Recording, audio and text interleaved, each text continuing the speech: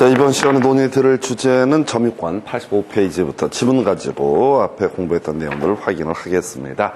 85페이지 첫 번째 박스 가서 보시게 되면은 이렇게 되어 있네요. 그래서 매매 계약을 원인으로 토지 소유자로 등기한 자는 통상 이전 등기를 할 때 그 토지를 인도받아 점유한 것으로 보아야 한다라고 해서 점유의 개념을 가지고 구성을 했었네요. 그래서 점유라고 하는 거 이렇게 해석을 합니다. 그래서 이전 등기 넘겨받게 되면 점유한 것으로 본다. 두 번째 박스 가보겠습니다. 1번 전세권 임대차 기타 관계로 타인으로 하여금 물건을 점유케 한 사람은 간접으로 점유권이 있다라고 해서 오른표 이렇게 되어 있습니다. 그래서 우리가 점유권이라는 건 직접 점유권이 있었고요. 간접 점유권이라는 개념이 있었습니다. 그래서 직접 점유권은 현재 점유하고 있는 상태, 물리적으로 점유하고 있는 것을 직접 점유라 불렀었고요. 이렇게 점유를 허락을 해주는 거, 이걸 우리가 간접 점유권 이렇게 합니다.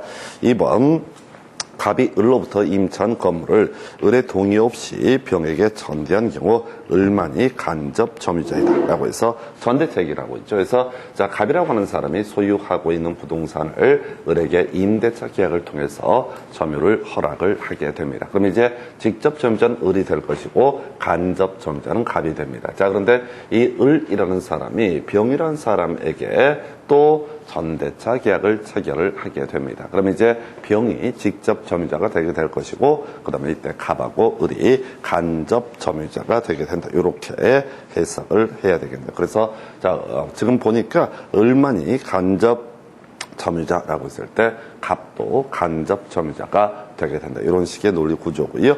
3번 지문이요. 점유 매개 관계를 발생시키는 법률행위가 무효라고 할지라도 간접 점유는 인정될 수 있다라고 이렇게 되어 있습니다. 그래서 자, 가볼까요? 자, 임대차 계약을 체결을 하게 됩니다. 그런데 임대차 계약이 예를 들어서 해지가 됐다라고 이렇게 한번 해보겠습니다. 임대차가 임대인이 있고요. 그 다음에 임차인이 되게 됩니다. 임차인이 되게 돼요. 그래서 임대차, 우리가 이제 매매에 있어서는 해제라고 하는 것이 있었고요.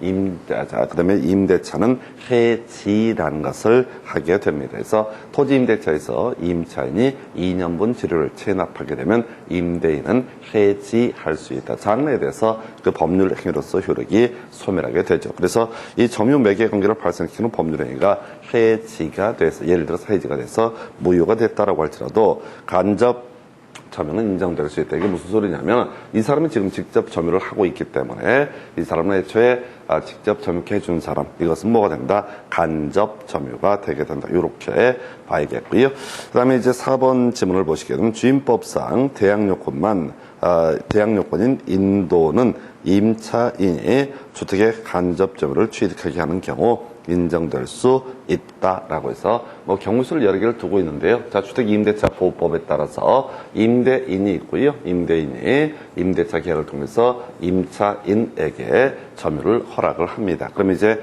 을이라는 임차인이 뭘 하게 될 것이고 직접 점유를 하게 될 것이고, 그 다음에 임대인의 경우 어떻다?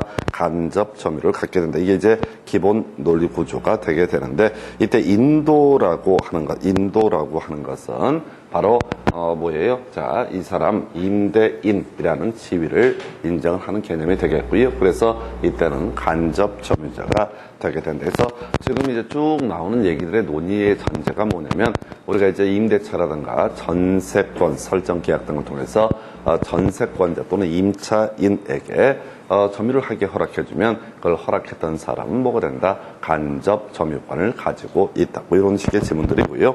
5번 지문 상당히 어렵네요. 공사대금 지급을 위해서 부동산 양도 담보 설정의 취지로 자, 분양계약을 체결한 경우 수분양자 분양을 받은 사람은 목적 부동산을 간접 점유한다라고 해서, 자, 지금요 어떤 사람이 갑이라는 사람이 자, 건물의 주인이 되게 됩니다. 을이라는 사람이 공사를 담당을 하게 됩니다. 그래서 공사대금을 주는 대신에 누구한테 을에게 아파트를 분양을 해주겠다라고 이렇게 얘기를 하게 되면 실제 직접 점유를 하고 있는 사람은 누가 되고 갑이 되게 될 것이고요. 이때 자 지금 을이라는 사람이 간접 점유권이라는 것을 가지게 된다 이런 얘기인데 요 지문은 버리셔야 돼. 그래서 문제를 풀어가다 보면 이렇게 사례를 끌고 들어오는 사례가 있습니다. 비우고 가셔야 됩니다. 그래서 지금 여기서 이제 지문 5개 공통적으로 직접 점유와 간접 점유 얘기하고 있는데요. 5번은 대단히 어려운 지문 비우고 가실 것 넘어가세요. 자, 여러분 교재 86페이지 가서 보시게 되면 점유자의 특정 승계인은 자기의 점유와 전 점유자의 점유를 아울러서 주장할 수 있다라고 되어 있고요. 하자도 승계를 하게 되겠죠. 그래서 2번 지문 점유자의 특정 승계인이 자기의 점유와 전 점유자의 점유를 아울러 주장하는 경우 하자도 승계하게 된다 해서 요걸 이제 답으로 구성을 했습니다. 그래서 자 요거 이제 하자의 승계 얘기가 답이 되게 되는데 일단은 용어 한번 체크해 보겠습니다. 우리가 민법 총칙 공부하실 때 뭐 그런 얘기를 한번 했었죠. 원시 취득이라고 하는 것이 있었고 승계 취득이라는 개념이 있게 된다. 이 승계 취득은 이전적 승계하고요 설정적 승계로 구분하게 된다. 해서 지금 이제 상속이라든가 매매를 통해서 소유권 자체가 바뀌는 것을 이전적 승계. 자 기존의 소유권을 잃어버리지 않고요 거기다가 저당권을 설정하거나 전세권을 설정하는 것을 설정적 승계 이런 얘기를 하면서 우리가 이제 이전적 승계라고 하는 것은 포괄 승계, 상속 같은 것이 대표적인 케이스가 되겠고요. 매매 증여에 따라서 넘어가는 것을 바로 특정 승계라는 용어를 쓰게 됩니다. 그래서 특정 승계, 특별 승계 같은 개념이었었고요. 자, 요건 이제 뒤에서 논의하게 될 점유 취득시 얘기랑 같이 맞물려 가지고 해서 갑소유의 X 부동산에 대해서 을이라고 하는 사람이 20년간 소유의 의사로 평원공인에게 점유를 하게 되면 등기 청구권이라는 것을 가지게 되고 등기 청구권 행사하면 갑은 을에게 소유권 이전기 넘겨줄 의무가 있다. 이게 이제 나중에 점유 취득 시의 문제인데요. 자, 을이 예를 들어서 자 매매 등의 사유로 인해서 지금 이 부동산을 점유를 하고 있습니다. 자, 그런데 만약에 18년 된 상태에서 사망에 이르게 되고 병이 이것을 승계를 하게 된다라고 이렇게 전제했을 때 이 병은 20년 지났으면 어떻다고요? 자, 같이 묶어서 20년 합쳐서 묶어서 20년이 되게 되면 갑에게 뭘 주장할 수 있다? 점유 취득 시효에 따른 등기 청구권을 행사할 수 있다. 이런 얘기가 될 테고 만약에 이 을이 이 문제의 부동산을 점유하게 된 이유가 임대차라고 해서 소위 타주 점유가 되게 된다라고 전제가 되게 되면 이 사람 병이라고 하는 이 사람도 결국 뭐가 된다? 타주 점유가 되기 때문에 등기 청구권 행사를 할 수가 없다. 이 얘기가 하자도 승계한다. 근데 이제 문제 구성할 때는 뭐 디테일하게 나오는 게 아니라 단순하게 자 점유 병합할 수 있고요. 하자도 승계하게 된다. 이 정도로 해석을 하게 됩니다. 그래서 그렇게 살펴봐야겠고요. 그 다음에 이제 여러분 교재 86페이지 두 번째 박스 점유 추정이라고 해서 점유 태양에 관한 부분 바로 자 자주 점유 추정 대조에서 소유의 의사로는 점유를 추정을 하게 됩니다. 그 다음에 선의로 하는 점유 추정하게 될 것이고요. 평온 공연한 점유를 추정하게 된다. 그래서 소위 이제 과실 없는 점유는 추정하지 않는다. 이 정도의 내용. 그래서 여러분 교재 86페이지 두 번째 박스 1번 좀 보시면 점유자는 소유의 의사로 선의 표현 공연하게 점유한 것으로 추정하게 된다. 오른편 구성을 했고요. 점유자는 소유의 의사로 과실 없이 점유한 것으로 추정한다 해서 여기 틀렸다는 거죠. 그래서 우리가 이제 선의의 점유라고 하는 것은 선의의 점유라고 하는 것은 이런 얘기죠. 자신에게 정당한 권원이 없음에도 불구하고 정당한 권원이 없다는 사실을 모른 채 하는 점유를 뭐라고 한다? 선의의 점유라고 부르게 됩니다. 자, 근데 이 정당한 권원이 없다는 사실을 모른 채 모르는 것에 자 자신의 과실이 있는 것을 가리켜서 과실 있는 점유, 정당한 권원이 없다는 사실을 모르는 것에 과실이 없는 것을 과실 없는 점유라고 얘기를 하죠. 그래서 자, 과실 없는 점유는 추정을 하지 않는다 해서 세 가지죠. 자, 소유의 의사라는 점유 추정하고요, 선유라는 점유 추정하고요, 그다음에 평온 공연한 점유는 추정하지만은 과실 없는 점유는 추정하지 않는다. 이렇게 가게 됩니다. 그래서 2번 틀리게 뽑았고요. 3번 등기된 부동산에 관해서 점유의 추정력이 인정된다 해서 동산 얘기죠. 그래서 점유의 추정력이라고 하는 거, 자, 점유자가 점유물에 대해서 행사하는 권리는 적법하게 점유한 것으로 추정하게 된다 해서 권리, 적법의 추정이라는 개념이 있게 됩니다. 자, 근데 이제 이건 동산에만 적용을 하는 거예요. 그래서 어떤 사람이 자, 동산, 볼펜을 쥐고 있다. 그럼 그 사람은 적법한 권리자로 추정이 되지만은 우리가 부동산, 토지 위에 누가 서 있다고 그래서 그 부동산의 권리자가 서 있는 사람이라고 해석하지는 않는다라고 봅니다. 그래서 우리가 부동산에 있어서는 자, 누구를 등기 명의인을 적법한 권리자로 추정을 하게 된다라고 이렇게 돼 있어요. 등기 명의인을 적법한 권리자로 추정을 한다라고 해서 민법 200조에서 얘기하는 점유물에 대해서 행사하는 권리 적법하게 점유한 것으로 추정한다. 이 얘기는 동산에서만 적용되는 개념이 됩니다. 그래서 하여튼 여기까지는 거의 이슈가 안 되고요. 어찌됐든 지금 점유에 관련된 가장 기본적인 맥락을 다룰 때는 요 근래 문제의 대부분은 간접 점유라고 하는 거, 간접 점유라고 하는 것을 가지고 주로 출제 이슈를 삼고 있네요. 예를 들 때도 무조건 간접 점유. 그래서 임차 인해 점유, 전차 인해 점유는 뭐가 된다? 직접 점유가 되게 될 것이고, 임차인이나 전차인에 대해서 점유를 하게 해주는 것을 가리켜서 간접 점유라고 이렇게 해석을 합니다. 자, 그 다음에 이제 교재 87페이지 점유권에 대한 물권적 청구권 관련한 지문들 확인을 하겠습니다. 자, 우리가 이제 점유권이라고 하는 거 물권의 일종이죠. 자, 그래서 어떤 사람이 다른 사람이 자신의 점유권을 침탈하게 되면 반환 청구할 수 있고요, 방해 제거할 수 있고요, 방해 제거 청구할 수 있고, 그 다음에 마지막에 방해 예방 청구 등을 할 수 있다. 우리가 이제 오늘 뒤에서 소유권에 기한 물권적 청구 얘기할 때 반환 청구, 방해 제거 청구, 방해 예방 청구 이런 얘기를 세트로 보게 되는데, 점유권도 물권적 청구권의 물권의 일종이기 때문에 점유권에 기한 물권적 청구권 또는 이제 이라고 해서 점유물의 반환 청구, 방해 폐제, 방해 예방 청구 등으로 구분을 할 수가 있다라고 되어 있고요. 자, 먼저 기본 구점 볼까요? 점유를 침탈당한 사람, 점유자는 점유를 침탈한 자 등에게 침탈한 날부터 1년 내에 반환 청구권 행사할 수 있다 해서 요즘엔 거의 구성 안 되는데요. 이 파트에서는 뒤에서 하나 이슈 재판 얘기만 한번 최근에 출제가 됐었는데, 일단은 침탈당하지 않았다라고 하면 반환 청구권 행사할 수 없습니다. 그래서 침탈당하지 않았다라는 건 뭐냐면 인도해준 경우를 의미하게 됩니다. 이건 자기가 직접 인도해주든 제3자가 인도를 해주든 인도해준 경우는 일단은 반환 청구권 행사할 수 없다라고 이렇게 봐야겠고요.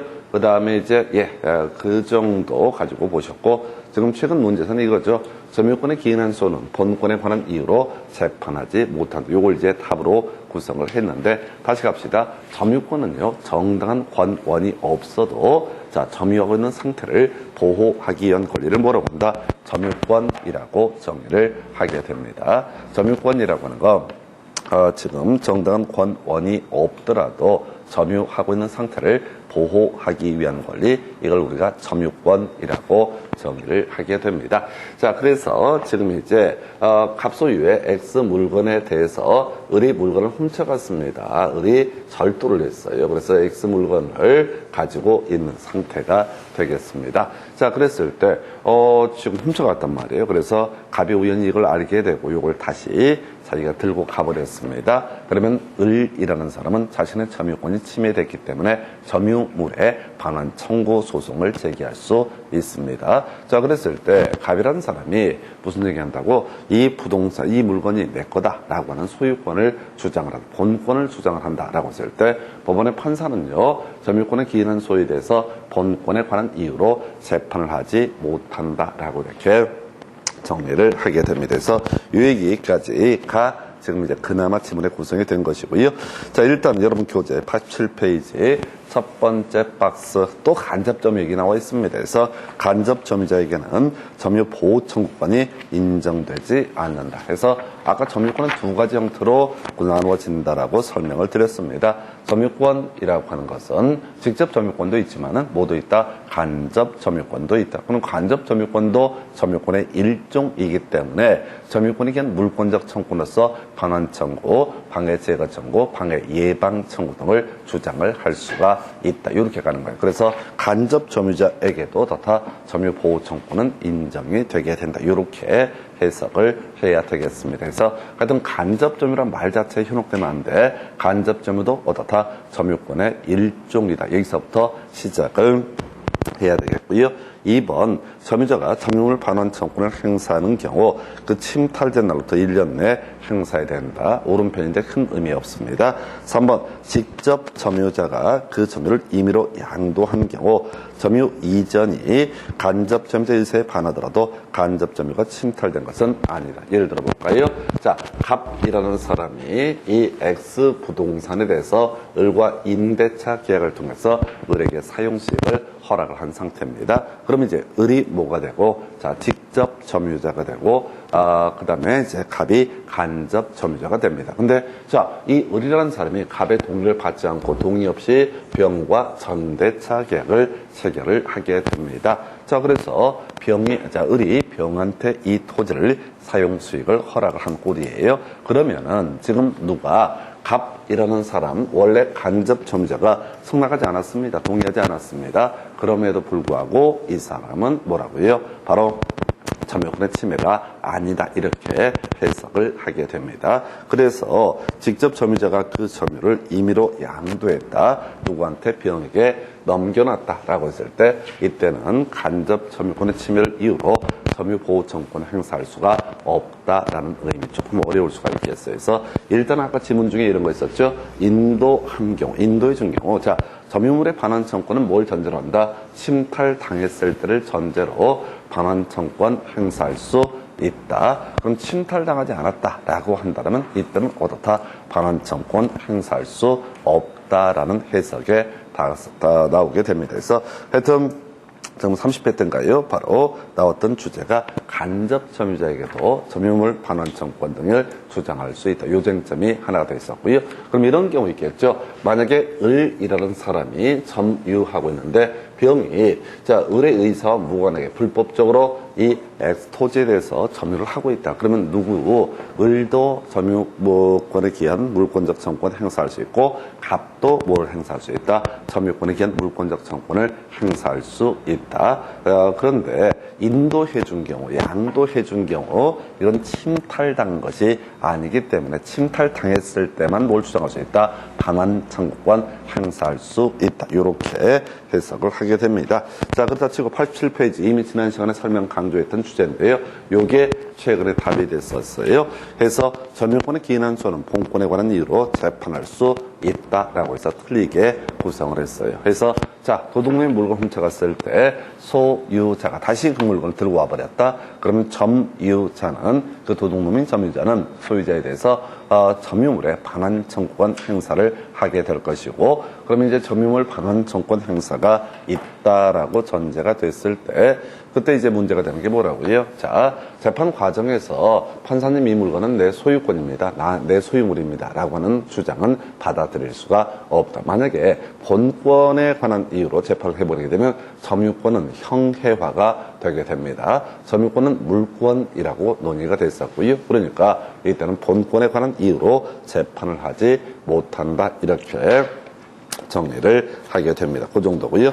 자, 그럼 이제 88페이지 유치권과의 관계라고 해서 자, 뒤에서 우리가 이제 본권 중에서 유치권이라는 개념이 있게 됩니다. 그래서 유치권은 다른 물권, 제한 물권 등과 다르게 점유를 전제로 성립하는 권리가 되게 됩니다. 그래서 뒤에서 공부하게 될 소유권에 기한 물권적 청구권. 이 얘기는 어디에서 바로 유치권은 준용이 될 수가 없습니다. 대신 이 점유권에 기한 물권적 청구권이라고 하는 것이 어디에 유치권에게 준용되게 됩니다. 지문 하나 보고 버리면 돼요. 그래서 점유자가 요건 좀 다른 얘기인가? 점유자가 점유의 방해를 받을 염려가 있을 때 방해 예방 또는 손해배상의 담보를 청구할 수 있다 해서 이게 지금 방해 예방 청구권에 관련된 지문이 되겠습니다. 그래서 점유권에 기한 물권적 청구권 여기서 두 가지 이슈가 출제가 됐었네요. 그 중에 하나가 간접 점유권이라고 하는 것을 근거로 해서도 뭘 주장할 수 있다? 바로 점유권에 기한 물권적 청구권 주장할 수 있다. 이렇게 할 테고, 다만 간접 점유 등에 있어서 반환 청구권을 행사하려면 침탈, 목적물을 뺏겨야 되는데 침탈당하지 않고 양도, 인도해 준 경우에는 반환 청구권 행사할 수 없다. 이렇게 해석을 하게 되고요. 그러면 점유권에 기인한 소는 본권에 관한 이유로 재판할 수 없다라고 하는 것 두 가지가 8년 동안 구성이 됐습니다. 그 다음에 이제 점유의 태양 관련해서 이미 공부했던 주제들 다시 가볼까요? 그래서 우리가 앞에서 점유라고 하는 것, 소유의 의사로는 점유, 추정하게 된다. 선의로 하는 점유로 추정을 하게 된다. 다만 무과실의 점유는 추정하지 않는다. 마지막에 평온 공인한 점유 추정하게 된다. 그래서 이 추정이 된다는 얘기는 따로 입증할 책임이 없다. 이런 의미로 새길 수가 있습니다. 교재 89페이지 가서 한번 확인해 보도록 하겠습니다. 자주 점유 여부를 판단하는 기준점. 점유 취득의 원인이 되는 권한의 객관적 성질에 따라서 판단을 하는 것이 일반적인 모습이 되게 된다라고 하는 거, 이게 가장 기본이 되게 될 것이고요. 불분명하다. 그러면 어떻다? 자주 점유, 즉 소유의 의사로 하는 점유로 추정을 하게 된다. 이런 논리 구조예요. 그래서 89페이지 지문 가서 보니까요. 점유자의 점유가 자주 점유인지 타주 점유인지 여부는 점유자의 내심의 의사에 의해서 결정한다. 이거 틀렸고요. 권원, 점유를 취득하게 된 권원의 객관적 성질에 따라서 자주 점유 여부를 판단합니다. 2번, 점유 매개 관계에서 직접 점유자는 타주 점유자이다 해서 옳은 표현. 임대차 같은 걸 예시를 볼까요? 갑소유 X 부동산에 대해서 을과 임대차 계약이 체결이 됐고요. 을이 임차인의 지위에 있게 됩니다. 그러면 이 임차인의 점유라고 하는 것은 당연히 어떻다? 바로 타주 점유가 되게 된다. 지그라고 믿고서 점유하는 게 이상한 거죠. 그래서 이때는 소유의 의사가 아닌 바로 타주 점유가 되게 된다. 그래서 이렇게 해서 보고 있고요. 하여튼 요즘에 계속해서 이슈가 되는 게 자주 점유자. 지금 직접 점유와 간접 점유. 요걸 가지고 어떻게든 간에 문제 구성이 거의 다 이루어지고 있는 상태입니다. 3번, 건물 소유 목적으로 타인의 토지를 임차한 자의 토지의 점유는 타주 점유. 권한의 성질상 매매 아니면은, 이때는 매매 교환 등이 아니면 임대차 등은 어떻다? 타주 점유다. 이렇게 봐야겠고요. 4번, 갑이 을과의 명의 신탁 약정에 따라서 자신의 부동산 소유권을 을 명의로 등기하는 경우 을의 점유는 자주 점유이다. 이건 좀 어려울 수 있어요. 좀 이따 이제 명의 신탁 얘기를 할 텐데요. 갑이 자신의 부동산을 자신이 소유하면서 소유권 가지고 있으면서 을 명의로 등기만 했다. 요거 이제 명의신탁 등기 무효가 되기 때문에 이때 소유자는 누가 된다? 갑이 소유자가 되게 된다. 그럼 이제 을이 하는 점유는 지끄라고 믿고서 하는 점유가 아니죠. 그래서 타주 점유의 문제로 가게 됩니다. 요건 이제 조금 공부가 돼야지 해석할 수 있는 부분이 되겠고요. 5번, 실제 면적이 등기된 면적을 상당히 초과하는 토지를 매수하여 인도받을 때 특별한 사정이 없으면 초과 부분의 점유는 자주 점유이다라고 해서 틀리게 뽑았고요. 이런 것들은 사실 답을 구성할 때 다 제외시켜야 된다고 그랬습니다. 무슨 얘기인가 하니 우리가 판례라고 하는 것이 가끔 시험 지문에 구성이 되게 됩니다. 이런 것들은 전반적으로 답으로 구성하지 않습니다. 이건 이제 이 문장 안에서 해석을 해내야 되는데요. 이런 논리 구조가 되는 거예요. 우리 앞에서 이제 공부할 때 다소 과장된 상품의 선정 광고 이런 것은 기망행위가 아니다. 이런 식의 얘기들. 또 등기 효력을 따져 물을 때 실제 권리관자, 실제 부동산하고요. 등기된 부동산이 다소 불일치한다라고 한다면 그건 무효까지는 아니다. 이런 식의 논리 구조가 되게 됩니다. 그래서 요거는 이제 이 지문 안에서 답을 구성을 해내자 판단을 해야 되는데 실제 면적이라고 하는 것이 등기된 면적을 상당히 초과한다. 그래서 등기부에는 100평으로 되어 있는데 한 300평의 실제 면적이다라고 했을 때 이 땅을 산 사람이 그 나머지 200평 부분에 대해서 자주 점유로 볼 것이냐라고 하는 거. 요건 이제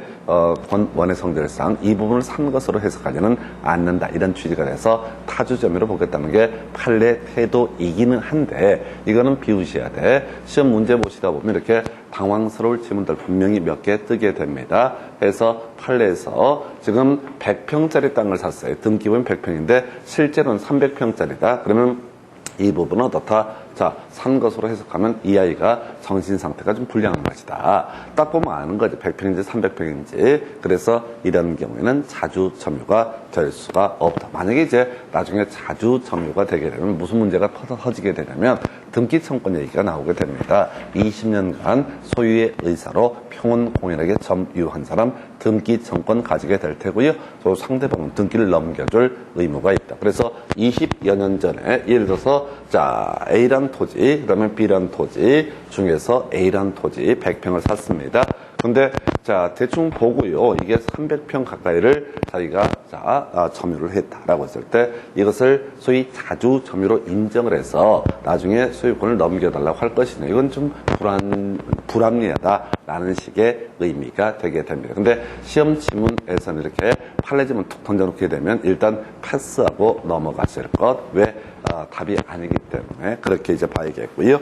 그 다음에 이제 6번 지문 점유자의 점유권에 관한 주장이 인정되지 않는다라는 것만으로 자주 점유의 추정이 깨어진다라고 해서 틀렸죠. 아까 우리가 자주 점유라고 하는 거 추정한다고 했습니다. 그래서 이 사람이 지금 한 번에 매매했다, 20년 전에 샀었다라고 하는 것을 주장을 했습니다. 근데 그걸 이제 입증을 제대로 해 못 보였다, 근거를 제시를 못했다. 그렇다고 해서 이게 바로 타주 점유가 되는 것이 아니라 애매하면 잘 모르겠다 싶으면 어떻다? 자주 점유로 추정을 하게 된다. 이렇게 해석을 해야 되겠습니다. 그래서 저희에서 6번 지문 틀리게 뽑아냈었고요. 그 다음 넘어가서 여러분 교재 나머지는 지문이 거의 없네요. 그래서 자 요런 것도 거의 지금 답을 구성하는 영역은 아니다. 그러나 지금 쭉 보니까 계속해서 최근 문제에서는 자, 뭐가 있었죠?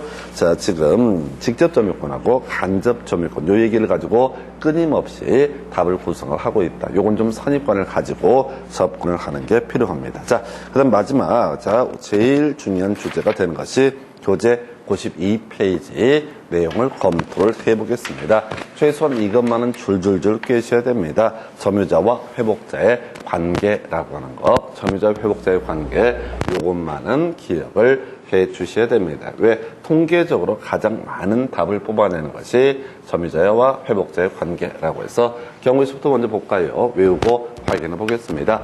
자, 점유물이 현존하는 경우하고요. 점유물이 멸실된 경우 두 가지 경우의 수로 나눠서 보게 됩니다. 먼저 제일 첫 번째 암기하실 항목, 악의 점유자가 과실 없이 과실을 수취하지 못했을 때 이때는 보상하지 않아도 된다라고 하는 거. 이 얘기 전제는 이런 식이죠. 선의 점유자 과실 수취권을 가지게 된다.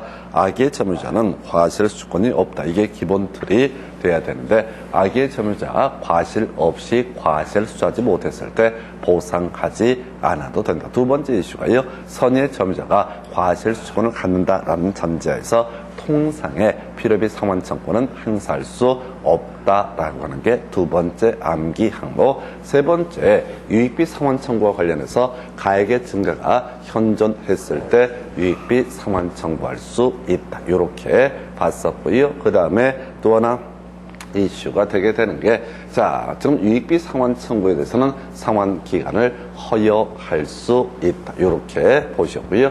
마지막에 현존 이익 한도에서 반환하면 되는 케이스, 선의의 자주 점유자. 이 사람은 어떻다? 현존 이익 한도에서 반환하면 된다. 이렇게 그림을 잡게 됩니다. 그래서 교재 92페이지 첫 번째 박스부터 가서 보도록 하겠습니다.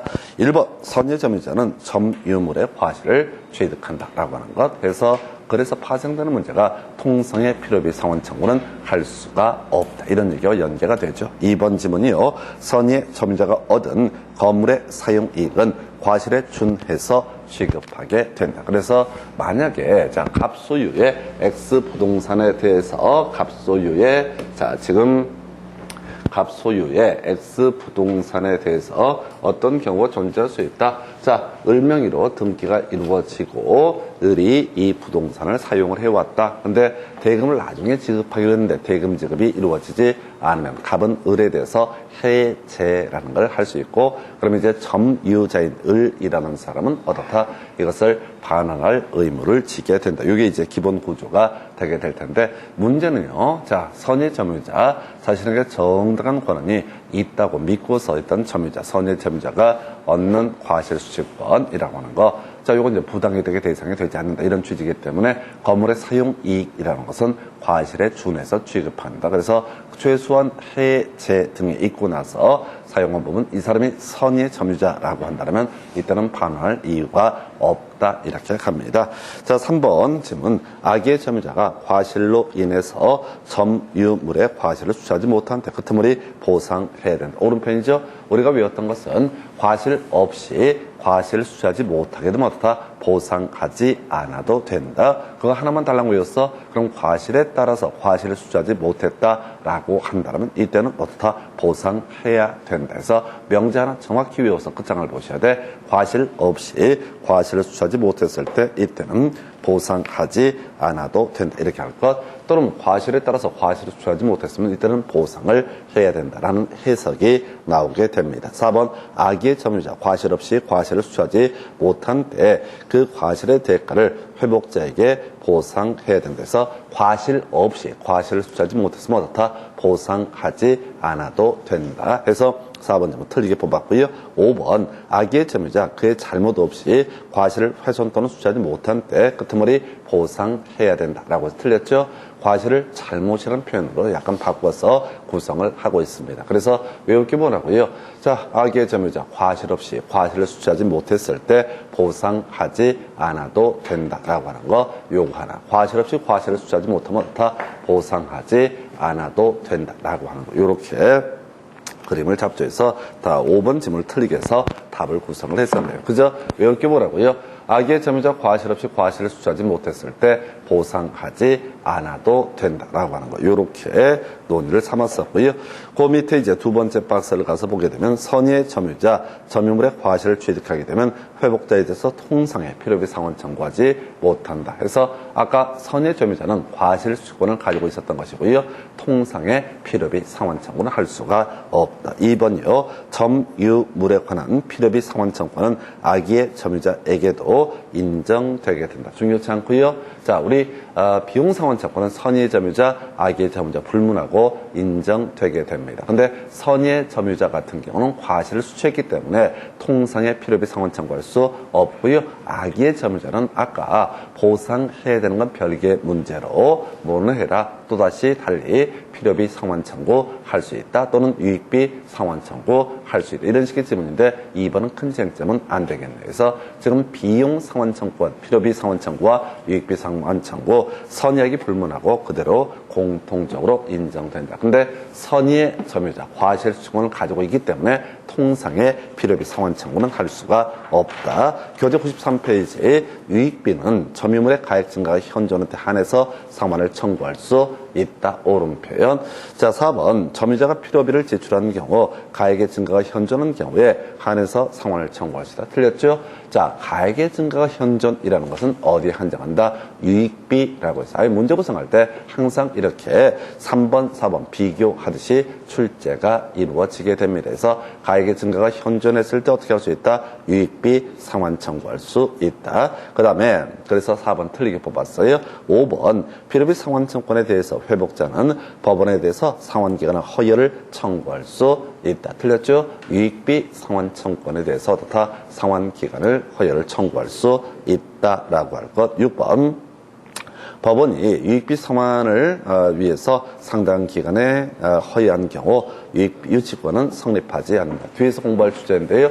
일단은 유익비 상환 청구권이라고 하는 것에 대해서 법원에서 상환기간을 허여했다라고 하면 이 사람은 바로 점유자는 목적물을 누구한테? 자, 회복자한테 반환할 의무를 지게 됩니다. 그러니까 이때는 유치권은 성립할 여지가 없다라고 하는 것. 뒤에서 이제 우리 유치권이 성립되는 케이스가 두 가지가 있습니다. 비용 상환 청구권하고요. 그리고 또 하나 이슈가 되는 게 공사대금 채권 두 가지가 있게 되는데 하여튼 비용 상환 청구권이 있다 할지라도 법원에서 상환 기간을 허여해 주면 그걸 근거로 유치권을 주장할 수는 없다 해서 다시 정리하겠습니다. 여기서 이슈가 되게 되는 거. 자, 유익비 상환 청구. 자, 바로 가액의 증가가 현존했을 때 그때 주장할 수 있는 게 뭐가 된다? 유익비 상환 청구. 즉 필요비 상환 청구는 굳이 가액의 증가가 현존하지 않더라도 주장할 수 있었고요. 두 번째 이슈가 되는 게 유익비 상환 청구에 대해서 상환기간을 허여할 수 있는 것이지 필요비 상환 청구에 대해서 상환기간을 허여할 수 있는 것은 아니다. 이렇게 가야겠고요. 자, 그 다음에 이제 하나 둘, 자, 두 번째 박스 93페이지 가서 지문 보겠습니다. 점유물이 점유자의 책임 있는 사유로 멸실된 경우. 자, 키워드 멸실 나왔습니다. 점유자는 선의인 경우 손해 전부를 배상해야 된다. 그래서 자, 선의의 자주 점유자라고 한다면 어떻다? 현존 이익 한도에서 반환하면 된다. 그러니까 이 지문은 뭐라고 얘기할 수 없어요. 선이었을 때 무조건 손해 전부는 틀린 표현이 되게 됩니다. 선이었을 때는 자주 점유일 때는 현존 이익 한도, 만약에 선의의 타주점이면 손해 전부가 되게 됩니다. 그래서 여기서 주어진 데이터만 가지고는 손해 전부라고 단언할 수 없습니다. 선의의 자주 점유자인 경우는 어떻다? 현존 이익 한도, 선의의 타주 점유자거나 악의 점유자일 때는 손해 전부를 배상을 해야 된다. 이런 식의 취지. 2번 점유물이 자, 점유자의 책임 있는 사유로 멸실된 경우 소유의 의사가 없는 선의의 점유자, 선의의 타주 점유자죠. 그럼 뭐가 됩니까? 손해 전부를 배상해야 된다. 우리가 암기하실 게 선의의 자주 점유자면 어떻다? 현존 이익이고 나머지 모르면 다 뭐라고요? 손해 전부를 배상을 해야 된다. 3번 점유물이 멸실 훼손된 경우 선의의 타주 점유자 이익이 현존한 한도에서 배상 책임을 지게 된다. 해서 선의의 자주 점유자 이렇게 가야 되죠. 그래서 이것도 틀리게 구성이 됐네요. 자, 4번 점유물이 멸실 훼손된 경우 선의의 타주 점유자 현존 이익에서 틀렸죠. 선의의 자주 점유자였을 때만 어떻다? 현존 이익 한도에서 외울 거 하나밖에 없어요. 선의의 자주 점유자만 현존 이익 한도고 나머지는 뭐라고요? 손해 전부에 대해서 배상을 해야 된다. 그래서 4번도 틀리게 구성이 된 겁니다. 다음 페이지요. 5번 지문이요. 5번 지문 보니까 악의 점유자 끝머리 현존 이익 틀렸죠? 현존 이익이란 표현 나오면 뭐라고요? 선의의 자주 점유자였을 때만 뭐가 된다? 현존 이익이라고 하는 거. 그래서 틀렸고요.